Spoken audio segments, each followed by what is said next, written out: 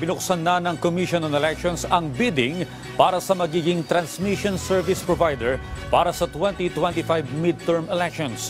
Target ng komisyon na mai-award sa mananalong bidder ngayong buwan. Si Luisa Erispe sa sentro ng Balita Live. Audrey, matapos provider para sa gagamiting automate counting machines sa 2025 national at local elections. Binuksan naman ng COMELEC ngayong araw ang bidding para sa gagamiting Secure Electronic Transmission System o SETS para nga sa susunod na eleksyon.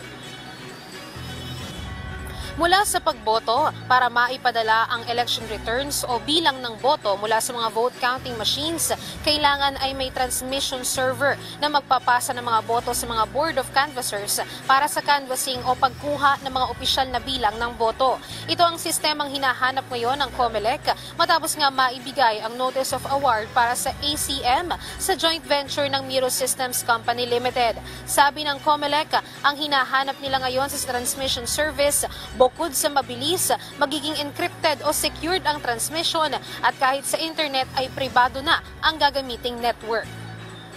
Dati dumadaan sa isang transparency server at doon po tayo kumukuha ng resulta. Ang gusto po namin nga mangyari ngayon, sabay-sabay po tayo makatanggap ng resulta. Gagamit pong muli tayo ng virtual private network para wala na po mag-i-issue tungkol sa VPN. Ito po yung industry standard measure din.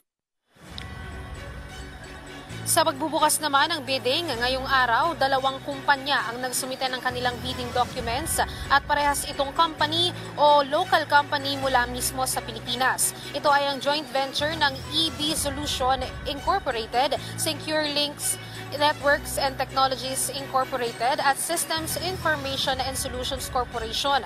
At ang isa ay joint venture din ng Ion Resources Incorporated, joint venture with Ardent Networks Incorporated. Paliwanag naman ng COMELEC, kaya nila binukod ang transmission service mula sa procurement ng fast track o VCM ay dahil maliban sa makakatipid sila ng nasa daan-daang milyon, ito rin ang magiging daan para masiguro ng COMELEC na tama ang laman ng election returns ng mga makina. Ito po kasing pamaraan ay binubukod po natin ng transmission ay makakasiguro tayo na mababalanse natin. Hindi lang kagad yung sino yung nag-provide ng ACM, ng AES, ay siya rin magtatransmit. Bakit? Mache-check po natin dito yung capability ng isa't isa, mababalanse natin kung tama o mali. Audrey, ang budget ng COMELEC para nga dito sa bidding ng transmission service ay nasa 1,638,000,000 pesos. Sa ngayon ay chinecheck pa ng COMELEC o ng Special Bids Awards and Committee itong mga dokumento nitong dalawang nagpasa o nagsumite ng kanilang mga papeles para nga dito sa bidding. At inaasahan naman na ngayong Marso ay makakapagbigay na ng Notice of Award ang SBAC o ang COMELEC para dito sa transmission service na gagamitin sa 2025 national at local elections. Audrey.